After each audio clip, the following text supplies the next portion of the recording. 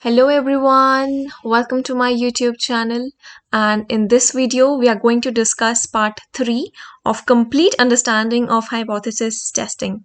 This video is relevant for the ones who are preparing for commerce or UGC NET exam. Okay, so before starting, let me introduce myself. My name is Reema Nair. I have done MCOM. I qualified my UGC NET exam 2 times, and in the year 2020 I got GRF with All India rank 38th in commerce. So for the ones who are new to my channel, welcome, and I request you to subscribe to get more educational videos. So talking about the series in which we have discussed so many things, now have a look at what all things that we have discussed. In part 1, we discussed the definition and the conceptual understanding of hypothesis. We even discussed the meaning of the word hypothesis. Second, we talked about the importance and 10 different types of hypothesis. 10 different types. This was done in part 1. And in part 2, we discussed the procedure and tails of test. So this was in part 2. Now, why a dedicated video for this part? 2 types of errors. Come on, this is just one thing, but why a dedicated video? This is one of the most important topics of the entire series. Along with being the most important, this is also a topic where so many confusions are being associated with. So that's why I chose to dedicate an entire video for this. And what all are we going to discuss here? We will be understanding in detail what these 2 errors talk about. What are the alternative names? For example, which error is called false positive and which one is called false negative? What is this thing, power of test? That is being questioned so many times. What is this power of test? ये भी पढ़ेंगे. Then how can we reduce these errors? Along with the favorite question, which error is more dangerous? Now I am sure अगर आपने ये topic कभी पढ़ा है पहले तो आपने या तो ये क्वेश्चन पूछा होगा, और अगर नहीं पूछा तो कहीं ना कहीं से आपने सुना ही होगा कि बताइए कि कौन सा एरर ज़्यादा डेंजरस है. सो डोंट वरी, आज हम पूरा topic along with examples discuss करेंगे, और लास्ट तक यकीन मानिए आप मुझे खुद बता पाएंगे कि कौन सा एरर ज़्यादा डेंजरस है. So without any delay we are good to go with the first slide. Now there are 2 types of errors in hypothesis testing. तो इससे पहले कि मैं आपको बताऊं कि एरर 1 या टाइप 1 एरर ये होता है, टाइप 2 एरर 2 ये होता है, हम ये समझते हैं कि ये एरर्स कहाँ से अराइज होते हैं, from where do they arise. हमने प्रोसीजर पढ़ा हाइपोथेसिस टेस्टिंग का, उसमें एक 5th स्टेप होता है where you are asked to make a decision. ठीक है, अब जिंदगी में भी कभी जब आप कोई डिसीजन लेते हैं तो उसके 2 चांसेस हो सकते हैं. Either the decision can be correct, या तो वो सही होगा या आपका डिसीजन गलत होगा, मतलब इसमें कोई एरर होगी. ठीक है, अब इसको और डिटेल में समझते हैं. एक डिसीजन सही कब होता है? जब आपने किसी राइट चीज को, किसी ट्रू चीज को एक्सेप्ट किया हो. When you accept a true null hypothesis, this is a right decision. या आपने कोई गलत चीज को रिजेक्ट किया. ठीक है, कोई गलत चीज को रिजेक्ट किया. When you reject false null hypothesis, this is also correct decision. सही को सही, गलत को गलत. अब wrong decision कब होता है? जब आप किसी सही चीज को रिजेक्ट कर देते हैं. जब आप किसी सही चीज को रिजेक्ट कर देते हैं, when you reject true null hypothesis, this one is type 1 error. Okay, and when you accept false null hypothesis, किसी गलत चीज को जब आप एक्सेप्ट कर लेते हैं, this is type 2 error. ठीक है, मतलब समझ आ गया कि एरर्स क्या होते हैं. अब इसको और डिटेल में समझते हैं. ठीक है, ये एक चार्ट है, काफ़ी फेमस चार्ट है, आपको हर जगह मिलेगा. आज इस चार्ट के साथ हम कुछ एग्जाम्पल्स को भी समझेंगे सो दैट आपको अच्छे से समझ आए। अब इस पहले चार्ट की डायमेंशंस को समझते हैं। हमने सबसे पहले ये वाला एरिया देखना है, ये वाला, ठीक है। When your null hypothesis is true, जब आपका रियलिटी में आपका जो नल हाइपोथेसिस है वो सच है रियलिटी में, और जब आप उसको एक्सेप्ट कर लेते हैं, कोई सही चीज जब आप एक्सेप्ट करते हैं, that is a correct decision, right. So when you accept true null hypothesis, that is your correct decision. ये प्रोबेबिलिटी क्या है ये हम अभी समझते हैं 1 मिनट के बाद। अब इस वाले बॉक्स में आइए।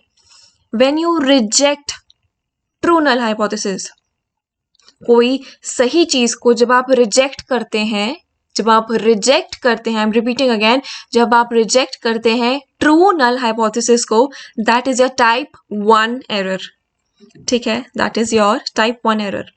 And the probability which is associated with type 1 error is called alpha, is called what? alpha, ठीक है।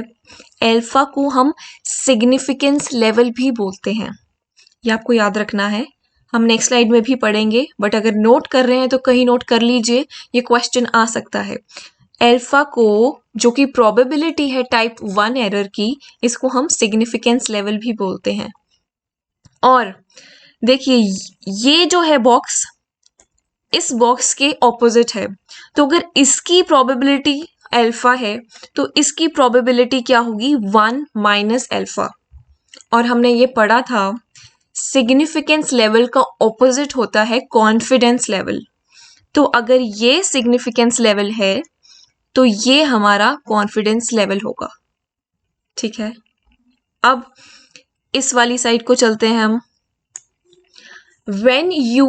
पहले हम ये समझते हैं, when you reject false null hypothesis, जो आपका नल हाइपोथेसिस था वो गलत ही था और आपने उसको रिजेक्ट ही कर दिया, तो ये तो डिसीजन करेक्ट है ना हमारा, ठीक है। This will be your correct decision. Now when you accept false null hypothesis, किसी गलत चीज को जब आप एक्सेप्ट कर लेते हैं, this is your type 2 error, okay. और इसकी प्रोबेबिलिटी को क्या बोलते हैं? बीटा। ये क्वेश्चन आ सकता है तो प्लीज इसको लिख लीजिए। I am repeating again, the probability of type 2 error is called beta. Now when you have rejected a false null hypothesis, this is a correct decision, no, and the probability will be 1 minus beta, और 1 minus beta को हम power of test बोलते हैं। ये question आ रखा है, ठीक है। तो ये चार्ट बहुत इंपॉर्टेंट है, इस चार्ट से कई क्वेश्चंस अराइज हो सकते हैं। अब हो सकता है कि आपको समझ ना आया हो, डोंट वरी, हम एक एग्जाम्पल के थ्रू समझते हैं, ठीक है। अब जब नल हाइपोथेसिस रियलिटी में ट्रू है, इसका एग्जाम्पल होगा wearing masks prevent corona virus. ये चीज सही है, ओके, ये एक्चुअल में सही है। When in reality it is true and you accept it, ठीक है। व्हेन यू एक्सेप्ट इट मतलब you are wearing mask, it is a correct decision, thumbs up. But when you reject it, when you don't follow it, it is an error, a very serious one, type 1 error, okay. Now let's take another example where in reality our null hypothesis is false. For example, ये काल्पनिक है काफी, सत्य घटनाओं से बिल्कुल भी लेना देना इनका नहीं है। Example, cold water cures coronavirus. This is not true, okay. अब ये in reality false है, आपने इसको accept कर लिया, आपने मान लिया कि हाँ ये तो सही होगा। You're committing here type 2 error.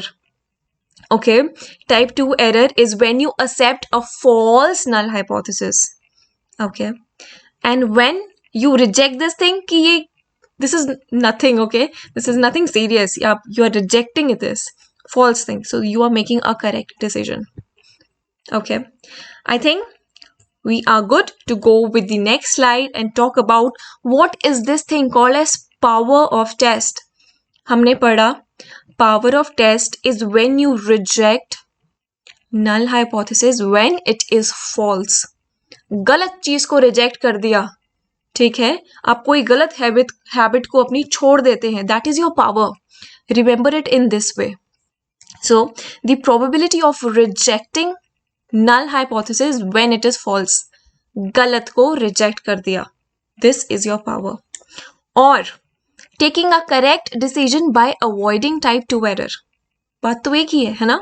अब पावर ऑफ टेस्ट को कैसे बढ़ा सकते हैं हम, by either by reducing type 2 error, जो हम आगे समझेंगे कैसे, या by increasing the sample size, क्योंकि जितना आपका सैंपल साइज बढ़ता जाएगा वो उतना ही पॉपुलेशन से रिलेट करता जाएगा, एज अ रिजल्ट आपके एरर के चांसेस कम हो जाएंगे। So by increasing the sample size can help to increase the power of test. Okay, let's move ahead. See, we have so many alternate names for the types of test and the types of errors. Sorry. Okay, जब आपका type 1 error होता है, हमने पढ़ा इसकी probability को हम बोलते हैं अल्फा।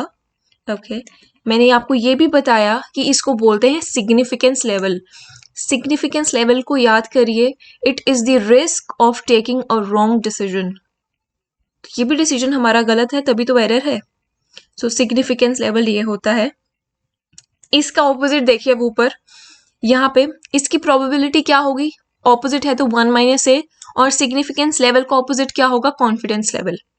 ठीक है, अब टाइप 1 एरर के और नाम हैं, we also call it as false hit और अ फॉल्स पॉजिटिव। ठीक है, please note it down.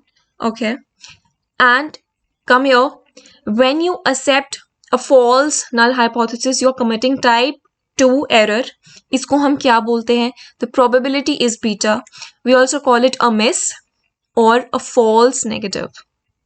Okay, and when you take a correct decision by rejecting a false, गलत चीज को reject किया, this is your power. The probability is 1 - beta and it also known as power. Okay, let's move ahead. Now the question is, ठीक है हमने पढ़ लिया ये एरर्स होते हैं हमारे, टाइप 1 एरर होता है, टाइप 2 एरर होता है। अब आप ये तो बताइए कि इनको हम रिड्यूस कैसे करें, क्योंकि हमें इनकी सीरियसनेस को पता लगा लिया है। ओके ना, how to reduce type 1 error. Type 1 error क्या था, when you reject true null hypothesis, this is your type 1 error. अब आप ये बात देखिए, ये जो आपका एरिया है, this is your significance level और सिग्निफिकेंस लेवल और your rejection region, rejection region, और इसका ऑपोजिट ये है कॉन्फिडेंस लेवल। ठीक है, मतलब आपका एक्सेप्टेंस रीजन, मतलब यहाँ की जितनी वैल्यूज होंगी आपने एक्सेप्ट करी और यहाँ की जितनी वैल्यूज हैं आपने रिजेक्ट करी। पहले इतनी बात समझिए। अब आपने रिजेक्ट कर दिया ट्रू नल हाइपोथेसिस, ये रिजेक्शन रीजन है, मतलब आपका जो एक नल हाइपोथेसिस जो ट्रू था एक्चुअल में, वो इस रीजन में कहीं ना कहीं फॉल करता होगा और आपने इसको रिजेक्ट कर दिया। तो अब क्या करेंगे आप कि ये हमारा एक्सेप्टेंस रीजन में है, ये जो ये है, ये जो ये लाइन है, आप इसको इस साइड को शिफ्ट करेंगे। ठीक है, जब आप इसको इस साइड पे शिफ्ट करेंगे, इसका ये मतलब है कि आपका अब कॉन्फिडेंस लेवल बढ़ चुका है और सिग्निफिकेंस लेवल कम हो चुका है। So how can you reduce type 1 error, by either reducing the significance level और increasing the confidence level. I hope it is clear. Now how can you reduce type 2 error. Type 2 क्या होता है, जब हम accept कर लेते हैं false null hypothesis, ये एकदम उसका उल्टा। देखिए ये है आपका एक्सेप्टेंस रीजन, मतलब एक्सेप्टेंस रीजन, इसको क्या बोलते हैं, कॉन्फिडेंस लेवल, और ये है आपका रिजेक्शन रीजन, बोलते हैं सिग्निफिकेंस लेवल। अब आपने कोई चीज एक्सेप्ट कर ली, मतलब वो इस रीजन में फॉल करती थी, लेकिन वो फॉल्स है। ठीक है, मतलब कि जो ये लाइन है अब इसको यहां शिफ्ट होना होगा। ठीक है, सो दैट जो फॉल्स है वो चीज रिजेक्ट हो। अब You are shifting it here, which means now you are reducing your confidence level or increasing your significance level. So how can you reduce type 2 error? By increasing significance level or decreasing the confidence level. ठीक है, let's move ahead. अभी हमने समझा type 1 को हम कैसे कर सकते हैं रिड्यूस. या तो अपना सिग्निफिकेंस लेवल कम कर दो या कॉन्फिडेंस लेवल बढ़ा दो.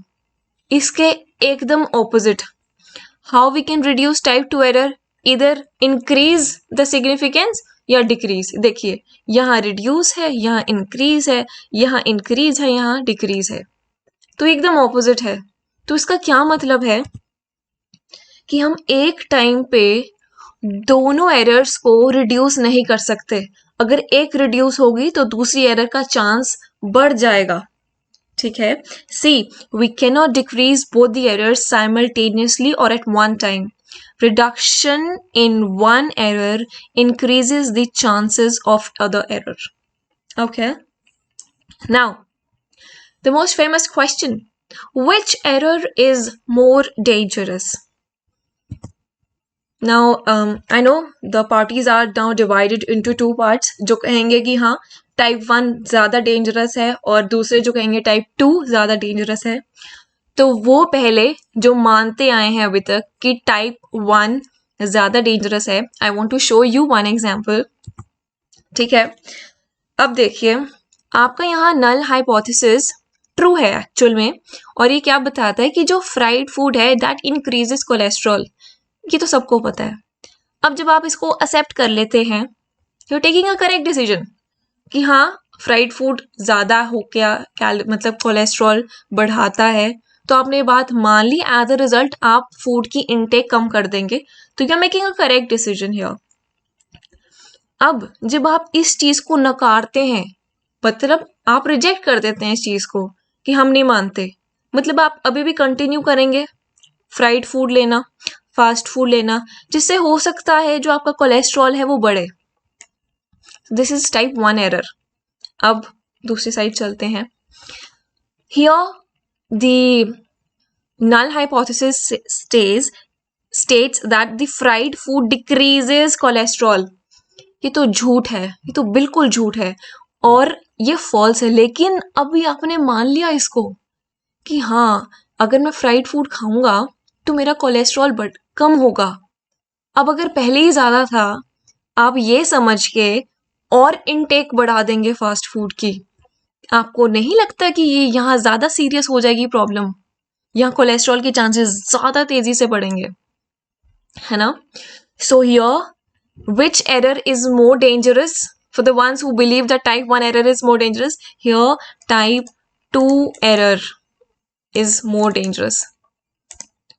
ओके, अब दूसरी पार्टी वाले, for those who always said that no type 2 error, हम बोलते ही थे टाइप 2 एरर ज़्यादा डेंजरस है. अब एक एग्जाम्पल आपके लिए भी. Okay, now the situation is that आप एक प्रोडक्ट लॉन्च करना चाह रहे हैं. ठीक है, और आपका एक नल हाइपोथेसिस है जो ट्रू है कि प्रोडक्ट फेल ही होगा, वो फेल होगा.